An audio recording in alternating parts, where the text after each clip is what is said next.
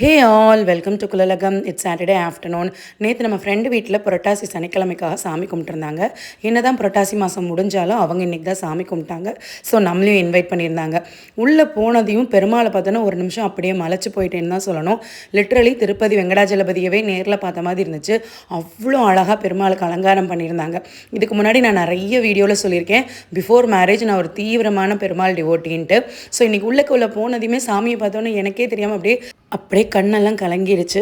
Before marriage நான் ஒரு பெருமாள் கோயிலுக்கு போவேன்னு சொல்லியிருக்கேன் இல்லையா? ஸோ அந்த பெருமாள் வந்து பார்த்திங்கன்னா அழகிய மணவாள பெருமாள். அப்படியே அதே பெருமாள் மாதிரியே இருந்துச்சு. அண்ட் அவங்க வச்சுருந்த படையலில் சாதத்திலேயே பார்த்திங்கன்னா நாமம், சங்கு, சக்கரம் எல்லாமே வச்சுருந்தாங்க. ரொம்ப நாளைக்கு அப்புறம் பெருமாளை நான் ஃபீல் பண்ண மாதிரியே எனக்கு இருந்துச்சு. அண்ட் பஜனைலாம் ஆரம்பிச்சிட்டாங்க. பெருமாள் பாட்டு ஒவ்வொருத்தராக மாறி மாறி பாடிட்டு இருந்தாங்க. ஸோ அந்த பூஜை எல்லாமே முடிஞ்சதுக்கப்புறம் ஃப்ரெண்ட்ஸ் கூட கொஞ்சம் நேரம் உட்காந்து அப்படி நல்லா அரட்டை அடிச்சுட்டு அண்ட் அவங்க தலிகைலாம் ரொம்ப பிரமாதமாகவே இருந்துச்சு.